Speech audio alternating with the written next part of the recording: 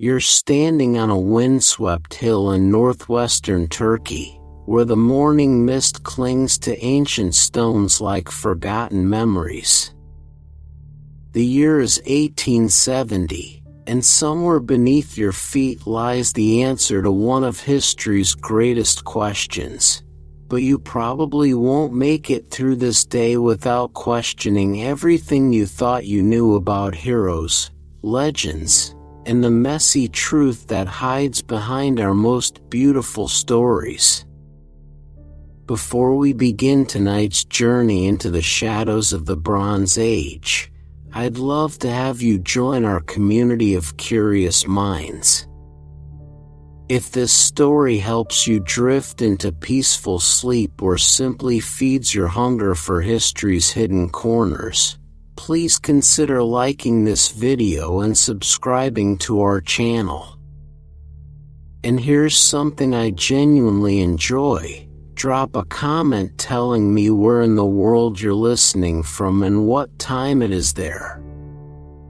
There's something magical about knowing our little history family spans time zones and continents, all gathered around the same ancient campfire.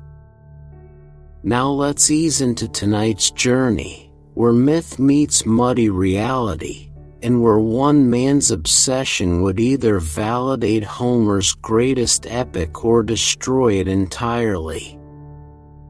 You can hear the pickaxes ringing against stone in the pre-dawn darkness, their metallic song echoing across what the locals call Azarlik, the place of fortresses.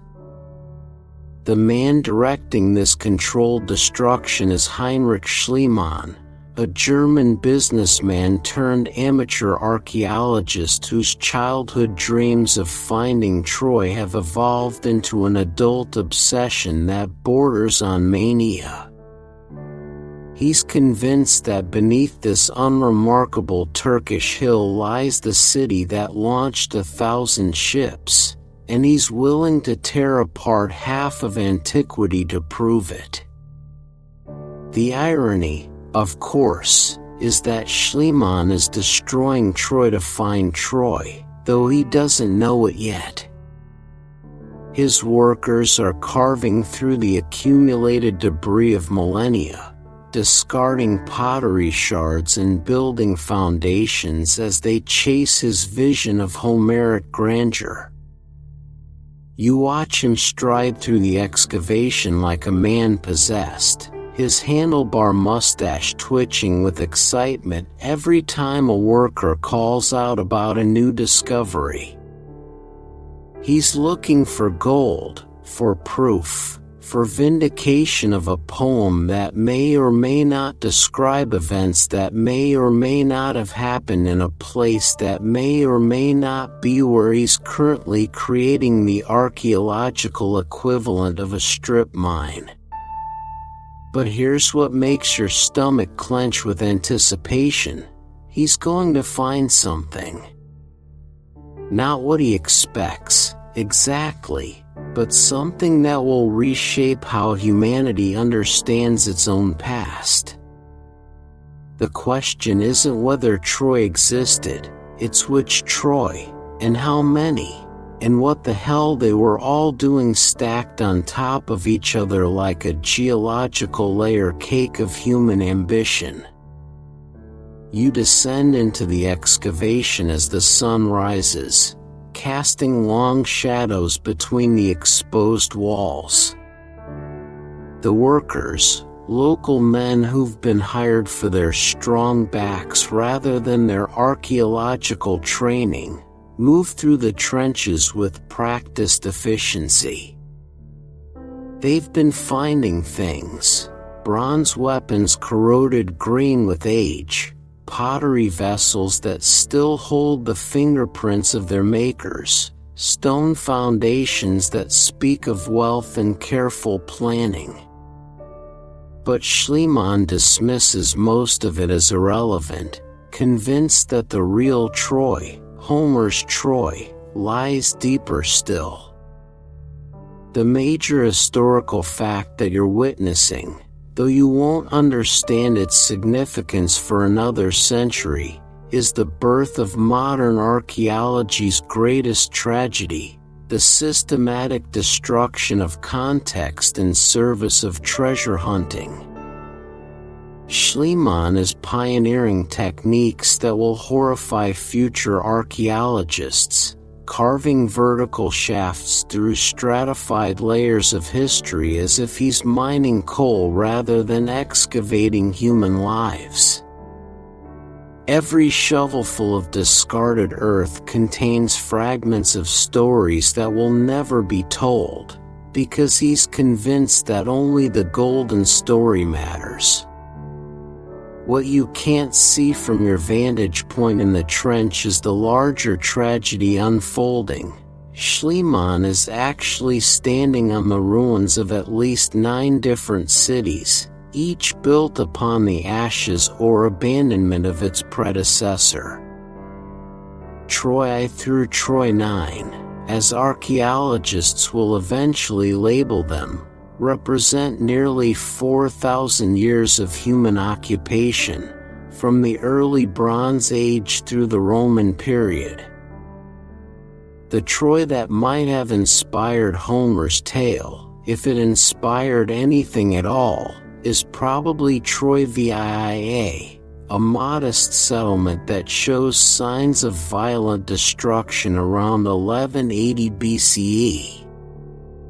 But Schliemann is convinced he's found Priam's Troy in Troy II, which predates the supposed Trojan War by 1,000 years.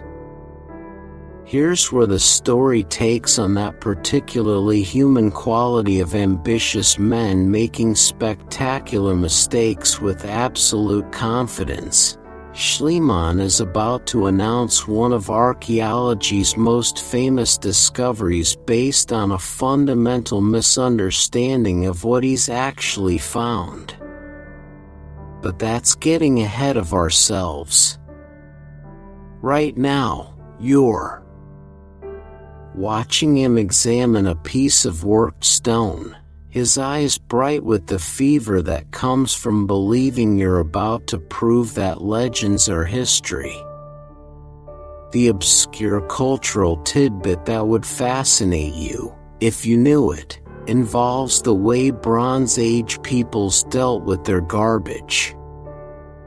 Unlike later civilizations that developed systematic waste management, the residents of ancient Troy simply threw their refuse out their doors and windows, where it accumulated in the streets until the level rose so high that new floors had to be built inside the houses. Over centuries, this created a phenomenon archaeologists call tell formation, the gradual elevation of the entire city as each generation literally built their lives on top of their predecessors' trash. It's a perfect metaphor for human civilization. We're all standing on garbage, but some of it becomes quite valuable with age. You notice that Schliemann has developed a peculiar habit of working with his wife Sophia by his side. She's a Greek woman nearly 30 years his junior, and watching them work together, you realize that their partnership represents something genuinely tender buried within all this academic ambition. When he finds something interesting, his first impulse is to call her over, to share the moment of discovery. She has a better eye for detail than he does, and a more patient approach to excavation, though history will largely forget her contributions in favor of his self-promotion. The relationship between myth and reality that you're witnessing extends beyond the archaeological evidence to the very human need to believe that our stories mean something. Schliemann didn't set out to disprove Homer, he set out to vindicate him. Every Bronze Age spear point, Every fragment of burned timber, every piece of jewelry becomes evidence in his case for the historical reality of Achilles and Hector, Helen and Paris. The possibility that Homer might have been creating a work of pure imagination, or that the Trojan War might have been a literary device for exploring timeless themes of honor, love, and loss, doesn't seem to occur to him. But reality has a way of being more interesting than fiction, even when fiction is the Iliad. The city that's slowly emerging from beneath centuries of accumulated earth and debris tells a story that's simultaneously more mundane and more remarkable than Homer's epic. This was a real place where real people lived real lives, cooking meals, raising children, conducting trade, worrying about money, falling in love, growing old, and facing the universal human challenge of making meaning from the brief span of years between birth and death.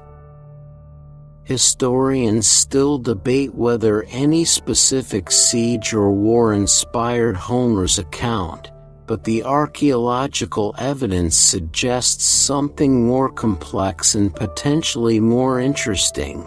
Troy was destroyed and rebuilt multiple times over its long history, suggesting a strategic location that was worth fighting for repeatedly. Rather than one climactic war that ended everything, the story emerging from the excavation speaks to the cyclical nature of human conflict and recovery, the way civilizations rise and fall and rise again on the same patches of earth. As the day progresses and the shadows shift across the excavation, you begin to understand that what you're witnessing isn't just the discovery of an ancient city, it's the birth of a new way of understanding the past. Schliemann's methods may be crude by later standards, but his fundamental insight that archaeological evidence can illuminate literary texts will transform both disciplines. The conversation between Homer and the historical record that's beginning here will continue for the next century and a half, growing more sophisticated as both archaeology and literary criticism develop better tools for asking and answering complex questions. The workers are calling out again, something metal glinting in the afternoon sun. Schliemann hurries over, and you follow, sensing that whatever they've found is about to change everything. The systematic destruction of context continues, but so does the equally systematic recovery of human traces that have been waiting in the dark earth for 3 millennia, patient as seeds, ready to bloom again in the light of curiosity and careful attention. You return to the excavation site on a morning in May 1873. Drawn by rumors that have spread through the local villages like wildfire. Schliemann has found treasure, not just any treasure, but what he's claiming is the gold of King Priam himself. The irony would be amusing if it weren't so tragic. He's about to become famous for discovering something that has nothing to do with the Troy he's actually looking for, while simultaneously destroying evidence of the Troy he should have been studying. The scene that greets you is one of barely controlled chaos. Schliemann has dismissed most of his workers for the day, claiming he needs to examine a delicate section of wall. But what he's really doing is conducting a private treasure hunt, working alongside Sophia to extract what will become known as Priam's treasure from a location that may or may not be where he later claims to have found it. The man who would lecture others about scientific methodology is currently engaged in the archaeological equivalent of creative writing, crafting a discovery narrative that sounds better than the messy reality of actually finding gold objects scattered across multiple excavation contexts. You watch from a distance as they work, noting the way Sophia's shawl seems unusually bulky as she carries it away from the site. Later accounts will describe how she wore the golden diadem of Helen herself, posing for photographs that will make the treasure famous around the world. The image of a modern Greek woman wearing ancient gold creates a visual bridge across millennia that captures imaginations far more effectively than any scholarly paper ever could. It's pure theater, and Schliemann understands instinctively that archaeology, like any other form of storytelling, succeeds or fails based on its ability to help people feel connected to the past. The major historical fact unfolding before you concerns the nature of Bronze Age trade networks and cultural exchange. The treasure that Schliemann is uncovering represents far more than local wealth. It's evidence of sophisticated commercial relationships that connected Troy to cultures across the Mediterranean and beyond. The gold itself likely came from sources in modern-day Georgia or Bulgaria, the silver from the Taurus Mountains, the precious stones from even more distant locations. What this means is that Troy, rather than being an isolated fortress city, was actually a crucial node in Bronze Age trade networks that span continents. This revelation transforms our understanding of the ancient world from a collection of isolated civilizations to an interconnected system of cultural and economic exchange that wouldn't look entirely foreign to modern observers. The wealthy families of Troy weren't just local aristocrats. They were international merchants whose fortunes depended on maintaining relationships with trading partners thousands of miles away. When Homer describes the richness of Troy and the value of controlling the city, he's not just engaging in poetic exaggeration. He's reflecting the reality of a Bronze Age metropolis whose wealth came from its position at the crossroads of 3 continents. But here's where the story takes on that distinctly human quality of good intentions producing complicated consequences. Schliemann's discovery of the treasure will make Troy famous around the world, inspiring generations of scholars and visitors, while simultaneously making it impossible to understand the treasure's actual archaeological context. By removing the objects from their original locations and fabricating dramatic discovery narratives, he's created a mystery that archaeologists are still trying to solve. The gold is real, the craftsmanship is extraordinary, and the historical significance is immense, but the story of how it was found is largely fiction. You follow Schliemann as he returns to the excavation later that day, noting how his demeanor has changed. He moves through the trenches with the confidence of a man who knows he's about to become famous, pointing out features of the site that he now interprets as confirmation of Homer's account. That depression in the bedrock? Obviously the foundation of Priam's palace. Those burn layers? Clear evidence of the sack of Troy. The fact that the treasure comes from a context that predates the supposed Trojan War by a millennium is a detail he chooses to overlook in favor of a more compelling narrative. The obscure cultural tidbit that would fascinate you involves Bronze Age funeral practices and their relationship to social status. The wealthy families of Troy practiced a form of cremation that involved burning the deceased along with their most precious possessions, then collecting the ashes and burial goods into bronze or ceramic urns that were interred in sacred precincts outside the city walls. This means that much of Troy's greatest treasure was intentionally destroyed by its owners, who believed that wealth should follow the dead into whatever realm awaited them. The irony is perfect. Schliemann is desperately seeking gold in a culture that regularly melted down gold as an offering to their ancestors.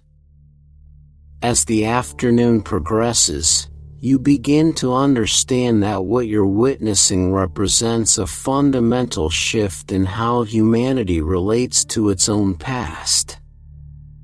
Before Schliemann, ancient history was primarily a literary and philosophical discipline, concerned with extracting moral lessons and political insights from classical texts.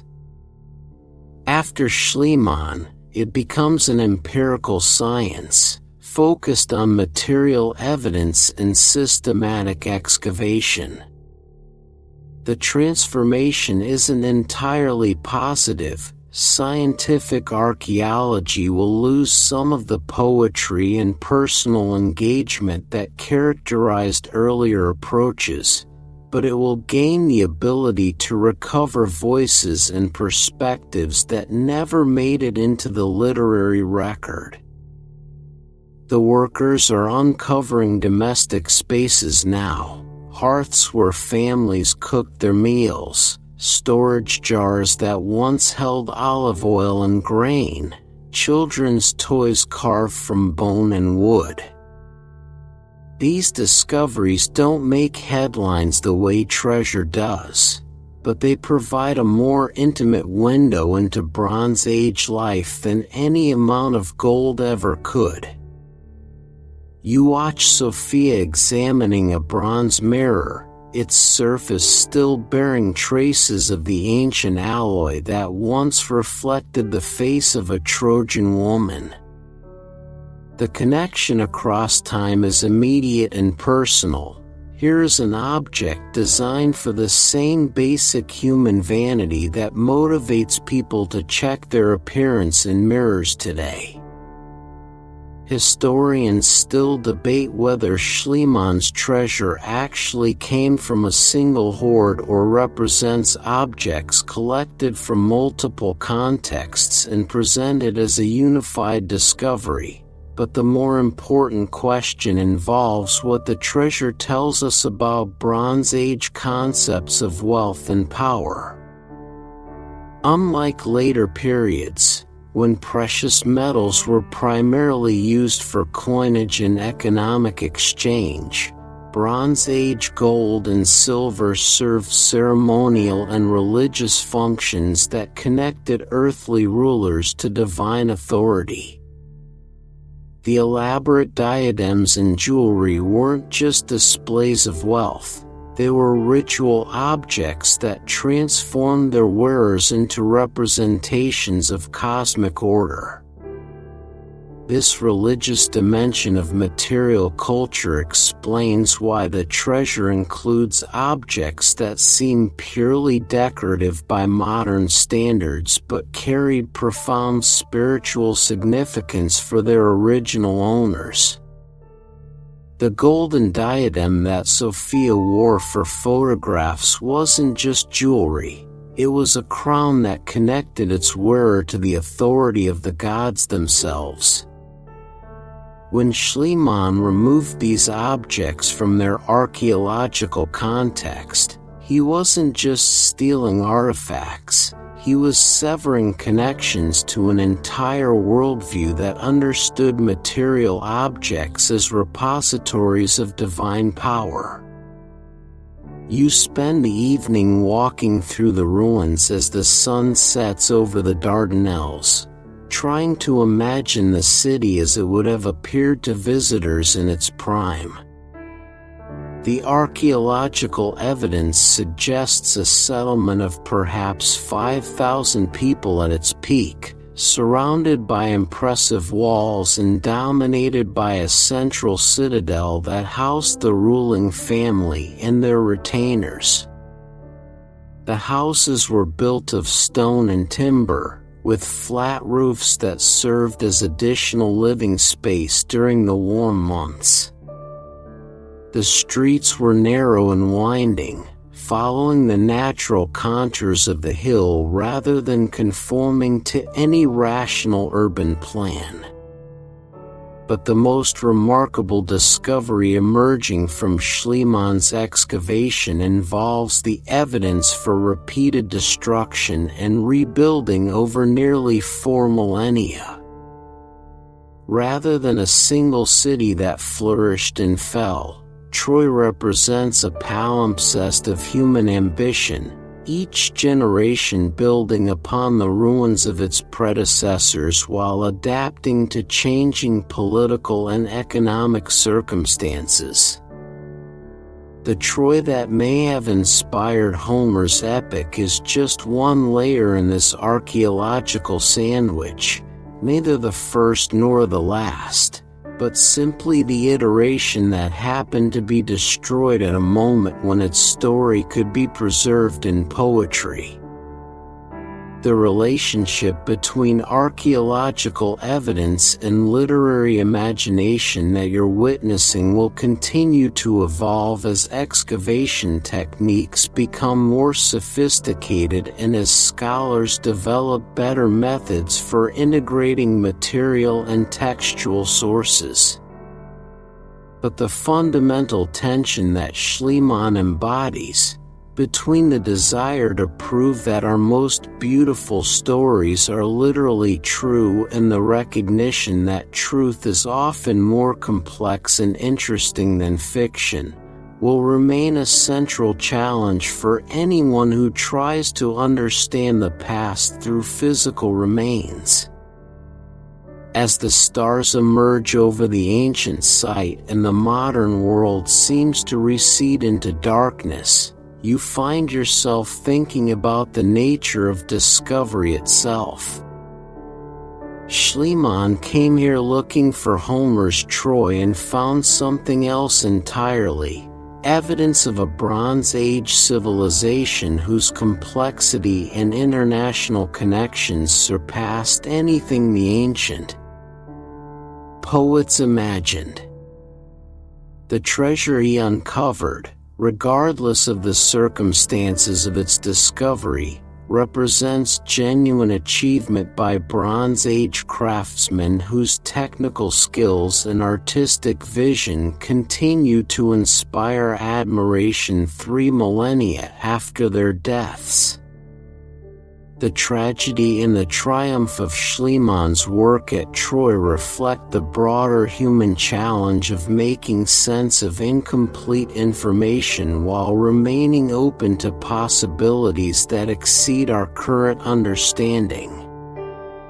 He was wrong about almost everything specific: the dating, the historical connections, the archaeological methodology, but he was right about the essential point: the past is recoverable, material evidence can illuminate literary texts, and the ancient world was far more sophisticated and interconnected than anyone had previously imagined. Sometimes being wrong in interesting ways is more valuable than being right in boring ways, and sometimes the mistakes we make while pursuing impossible dreams lead us to discoveries we never could have anticipated. The wind is picked up, carrying the scent of wild herbs and the distant sound of waves against the shore. Tomorrow there will be more digging, more discoveries, more careful documentation of human lives lived and lost in this strategic corner of the ancient world. The conversation between myth and reality that began with Homer and continues through Schliemann will go on evolving as new generations of scholars bring fresh questions and better tools to the enduring mystery of what happened here, and why it still matters to people who have never seen the Dardanelles but who recognize something essential about human nature in the story of a city that was destroyed and rebuilt and destroyed again, leaving traces in the earth that speak across millennia about love and loss, ambition and failure, and the stubborn human refusal to let even our most beautiful stories disappear entirely into the silence of forgotten time.